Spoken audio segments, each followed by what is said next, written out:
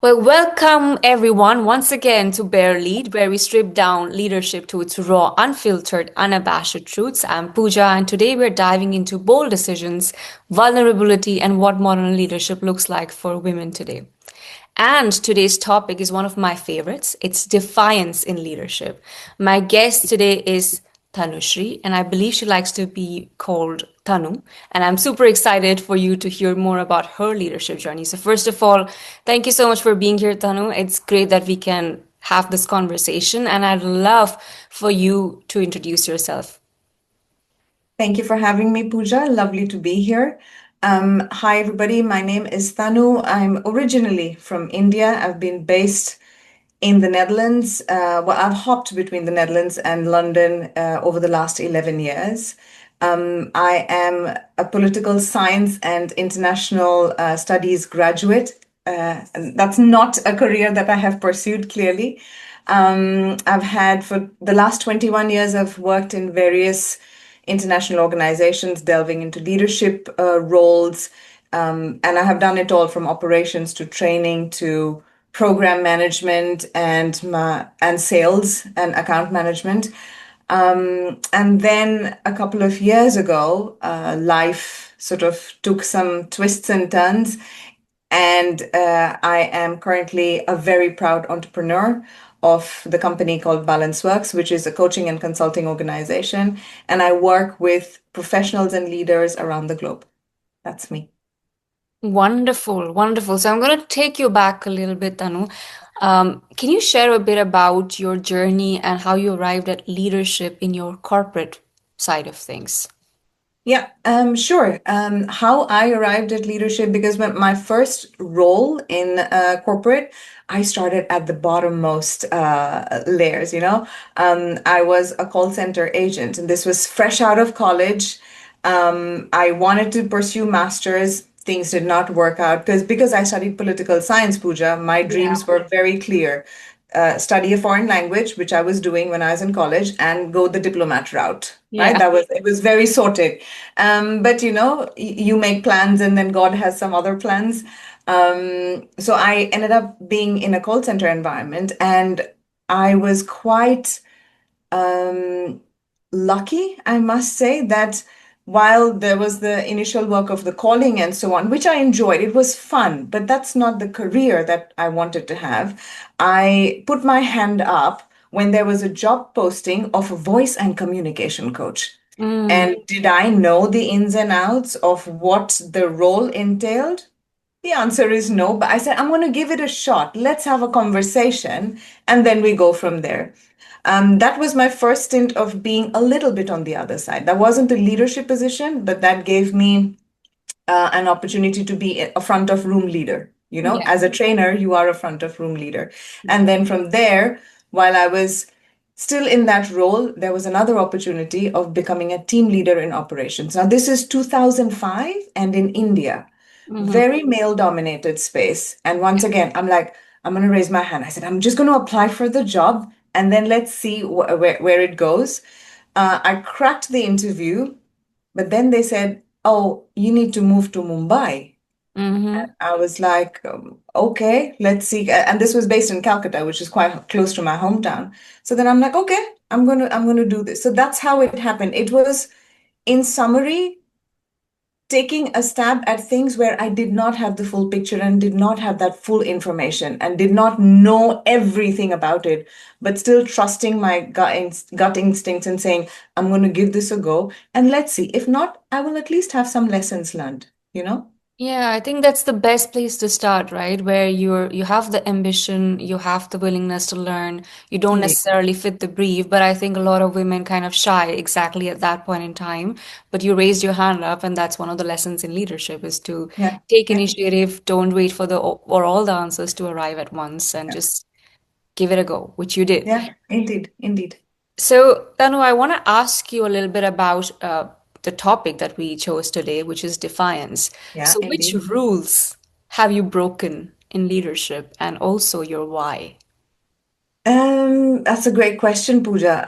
Breaking rules and I have an old relationship. I feel we go way back because I grew up in a middle class family in India where hard work and education were seen as the only paths to success. I was a good student, all rounder, and it was very clear that success was either you're a doctor, lawyer, engineer, because if not, you're a failure. Hmm. And from there. I broke that rule early on because like I said, I studied political science and international relations. So class topper, not becoming a doctor, that was one rule already broken. And I feel that this decision, in hindsight, I realized that this particular decision has potentially shaped a lot of the choices that I have made and how I have led in the future because this choice helped me to understand and internalize that alignment and what I prefer and what I choose, it matters a lot more than the approval of people around me. Mm-hmm. So when I entered corporate life, there were a few more rules to be broken because early in my life, when I was this coach, voice and communication coach, there was kind of an unspoken rule that when you are, you're expected to be sort of accommodating and gentle and very demure, especially when there are senior leaders in the Yeah. classroom. Yeah. Instead, I made something very clear. So when we were designing our ways of working, once I said, once you step into my classroom, hierarchy sort of stays outside. And Mm. it's not from, this decision was not taken from a place of ego, but from clarity. Because if we have clear roles, it serves everybody. The outcome is better for everyone. So I Yeah. think that sort of rule I have taken in my leadership journey throughout, that hierarchy is not the best um, way in which you can take bold, beautiful decisions, which is serving the broader team or the organization. Yeah. And as a leader, I think another thing that comes to mind, Pooja, is do you know the hippo concept? Uh, it's it's called the hippo concept because it stands for the highest paid person's opinion, Mm-hmm. right? Mm-hmm. And then that means that seniority equals knowing better Yeah. because I'm highest paid. So therefore, and as a leader, I have struggled with this environment where you're overriding curiosity. If you are constantly listening to the person who is, the senior most person in the room, Yeah. uh, then you miss out on a lot of the other opportunities and curious questions that might be there. So, as a leader, I have never been interested in being the smartest person in the room because Mhm. that's boring. That is tremendously boring Yeah. and it limits what is possible. So, I think these are some of the rules that come to my mind, which as a leader, I have, well, broken and then created, and then I have my own way of going about things. I think both of them are beautiful examples, and I relate so much with you because, when you're a top student, you are expected to choose certain fields. I did exactly what you did to an extent Oh, wow. because I got a scholarship to study in Singapore for 4 years. Mhm. And of course, you're sent there as an Indian scholar and you're expected Right. to excel at sciences, which I did, but my passion lied with the arts. So I made a bold decision. I was probably the only Indian student in the whole Yeah. cohort of Yeah. people who were choosing literature, history, economics, and so on. And I think it comes with the fact, like you mentioned, to seek your alignment, to make sure that Yes. what resonates with you is what you go for. And the other Mhm. part is also very resonant because I believe hierarchy is a very self-protectionist kind of a concept because, once you've been there long enough, you get the title, you somehow feel entitled um, to have the only word in the room. And I Yeah. think some cultures reward that. Some people thrive on, having that ego boost. It doesn't Yeah, serve I know what you anybody. mean. It doesn't serve innovation. People around you stop thinking exactly like you mentioned, and it just kind of lowers the whole vibe of the environment where people are coming to grow. Because what do you grow basis of? The growth that you talk about, the innovation that you talk about, Pooja, is in listening to the different voices, is in Yeah. hearing what you need to hear versus what you want to hear. Although, to go on a small tangent, when in big corporations, a tendency that I see Mm, is that in the boardrooms where you've called your leadership team, they are sort of encouraged to tell you what you want to hear, mm, right? mm, mm, However, you will spend millions, hire consultants from outside, Yeah. and then you're going to hear what you need to hear. And I'm like, okay, that's a choice but I have, in the 2 decades of my corporate career, I have seen this happen so many times. I still don't know the reason why, but it's just something that came to my mind and I thought I'd put it out there. It's a fair call because I think consultants are, there is a perception value mismatch when it comes from internal employees. And Fair, yeah, I've been in HR long enough to understand the decisions people make when they hire consultants over internal expertise. And it yeah. usually comes from the fact that leaders want either quick fixes or reliable expertise, or they don't have the patience to sit through and get that out of their team. Yeah, And I think it's sad because that's where organizations bleed millions indeed. yeah, So you spoke about, the rules that you broke and also the fact yeah, that you chose your path over expectations, which it's a bold call, especially, given the country that you and I come from. yeah, So indeed. what resistance did you face when you were stepping back from overperforming? Another great question, Pooja. I'm going to take a step back here. I think that awareness that I was overperforming came at a rather late stage in my career to Mhm. begin with. But then when it was there, I realized with everything that I'm doing, my work makes an impact to an organization. However, Yeah. my work does not necessarily have a direct impact on another human being. And that's a topic, that's a question that would not let me rest. That kind of got the better of me, and not without reason, right? That's why I am where I am today and I do the work that I do. But that started gnawing at me from within. And then I realized, okay, what is it that I can do to have a little bit more balance? How can I serve people, whether in the organization or outside? How can I have that impact?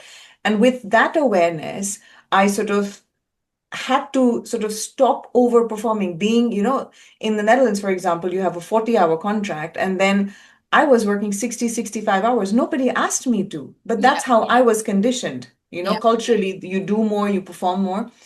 And then when I had this realization, okay, I would want a little bit of time back so that I can do something outside of work, to have these mentoring conversations with younger professionals, or to do something for my health and Mm. so on. Um, I started creating boundaries, and asking myself a simple question: what serves me so that I can serve other human beings? It was a very simple math in my head.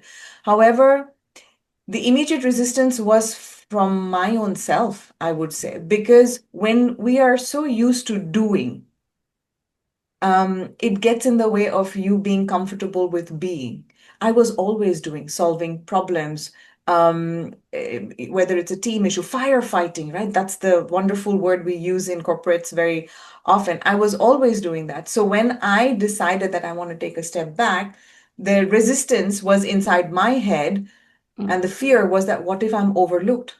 What if I'm forgotten? What if I'm not the most sought after person anymore? And these voices are incessant and loud. And Yeah. at the same time, despite that, I took a step. I thought, okay, because you come to a point where you cannot not do something. You Mm. know, Mm. it's like a sort of a do or die situation. I have to take a step. I owe it to myself, kind of a situation. So I clearly remember there was a meeting set by the CFO of the organization that I was working for, and she wanted the entire finance leadership team there. And the call was at 7:30 in the evening. Mhm. And I somewhere somehow told my manager, who was the vice president, I said, I am not available after 7 p.m. today. And the reaction and the resistance was significant. It was shock. It was almost like, how can you? How dare you? But also, are you sure this is the right move? It's a career limiting move, and so on and so further. But I said, I'm going to risk it. Mhm. And then over a period of time, you realize it's deeply uncomfortable, Pooja. I must tell you that. When you take that first step, it's deeply uncomfortable. And at the same time, once you've done it, there's something in your brain that goes, oh, okay, that wasn't the worst. Maybe we can try it again. So Yeah. then when you keep going, I realize one narrative which has truly helped me, and hopefully it resonates with your listeners as well, is that when I'm creating a boundary, when I'm saying no to overperforming and over delivering and being the go-to person for everything, it is just information for the other party. Yeah. The action or the lack of it is on my side. I'm not expecting you to do anything. I'm just informing you I am not available or this is not possible right now, maybe in the future, and so on and so further. That narrative has really helped me in not feeling guilty as a leader when I'm saying no to something. Hmm.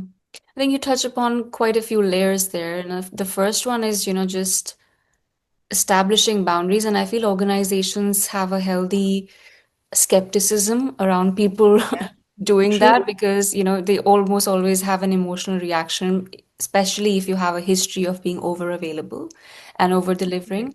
And I think it takes a while, but at some point in time, you have to risk being misjudged. Yeah. And I think that really comes at a much later stage in somebody's life because then it's not just your head telling you, it's also your body telling you. It's different. Absolutely. You spoke about doing and being, and I think being comes from getting out of the head and being present and Oh, absolutely. Yes. giving So, into so your well said, body, Pooja. also giving into what your body wants. And I think all of those are friction points, right? Not just for Mm, other people, but also for yourself, because suddenly you realize there's a part of me that needs attention that I've been ignoring for a long time. And I indeed. think it's a very almost confronting realization. It is. It is. But like you said, once you go past it and you test the waters and you realize nothing catastrophic happens, it's fine. If you make Mhm. decisions, they are reversible. If you take a call, it's reversible. Nothing kind of defines your identity, for a foreseeable future. So just chill. Yes, exactly. Exactly. Exactly. Well said. Yeah, indeed. Yeah, so I also want to kind of touch upon, one of the norms that you challenged was around boundaries. Was there anything else that you sort of challenged, as you progress and specifically closer to what you do now? Because, that shift probably was not sudden and overnight. No. And what did you learn also from challenging the norms there? Um, Another norm, and if I want to break it into two parts, Mhm. Pooja, because some other norms that come to mind, if I go back to my corporate career, um, would be stick to the job that you've been given. You know, Mm, we are put in a box, and this is your role definition. This is where you start, this is where you end. And there is merit to it in bigger organizations, it's good to have those boxes so that you know who's responsible for what and yeah. how work can progress. There's definitely value in that. At the same time, when I have signed up for a certain box and I have been put in that box, I have always been curious to, okay, so there is something that there's a project that involves digital marketing. I know zero about digital marketing. Can I be the contact person and can I sort of be the liaison and find out more? So making the role your own so that Mm, you have small, tiny opportunities to see if there is something more that you can learn, to see that if there is something that feeds your passion in some way, which is maybe not available in the direct job that you have. So I think that is something that is also something that I have myself done. It has served me well, and I loved it when my team would do the same. Oh, I want to do this, and I want to raise my hand for something else. I think that's one.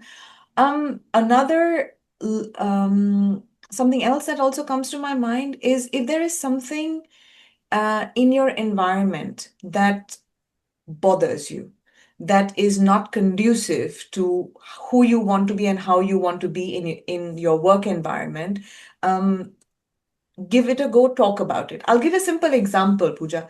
There was this senior executive, he sat on the same ops floor that we were on, and he had like one of the corner desks, and the rest of the team was sort of, in front of him. And somehow he loved having his coffee brought to him at his table by different people in the team. Nothing wrong with it.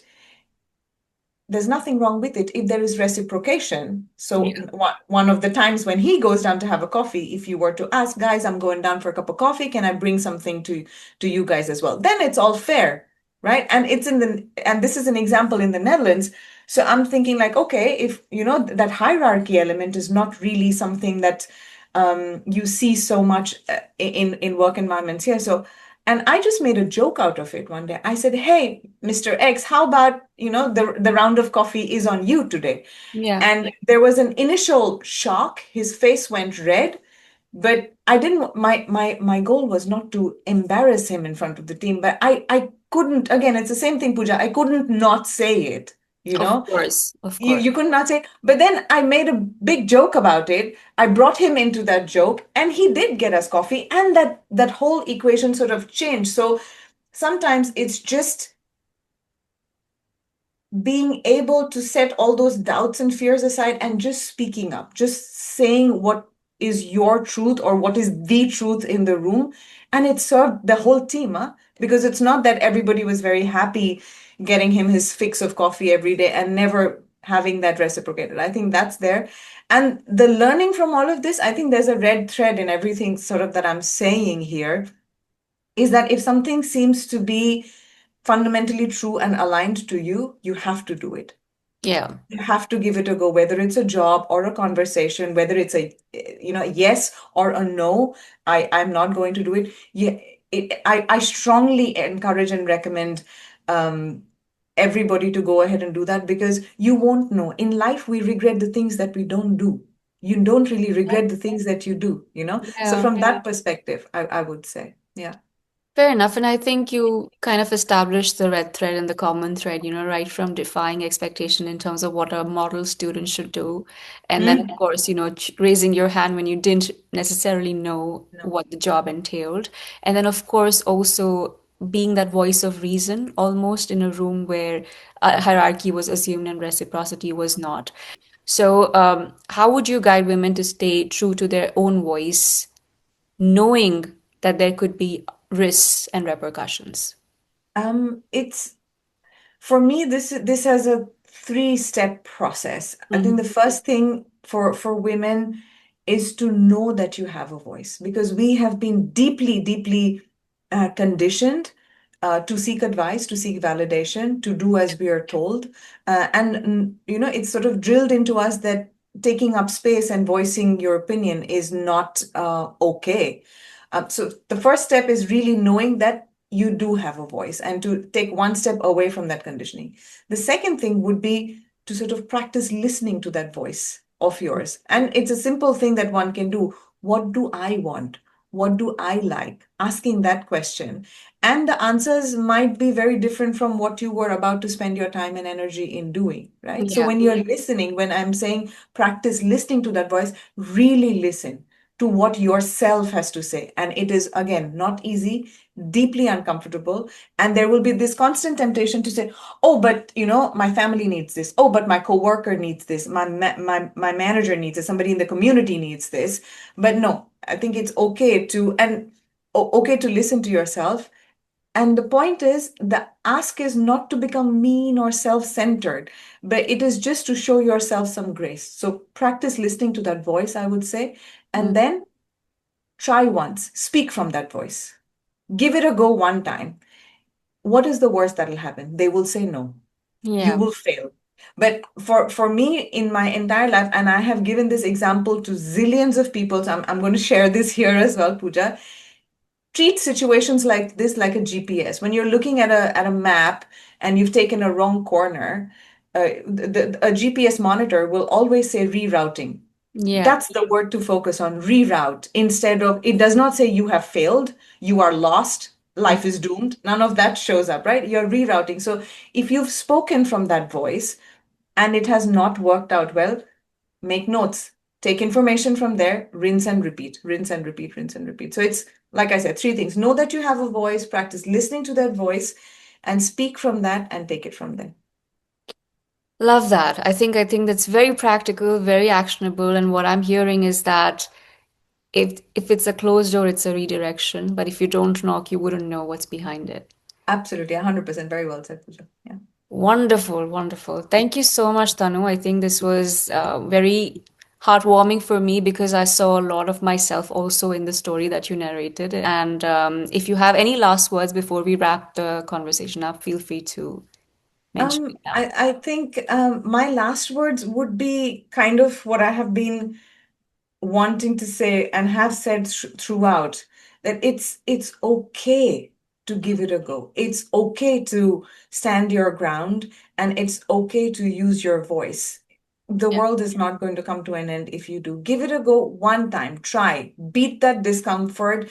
It's like, swallowing a bitter pill. Do it and you will love yourself for it.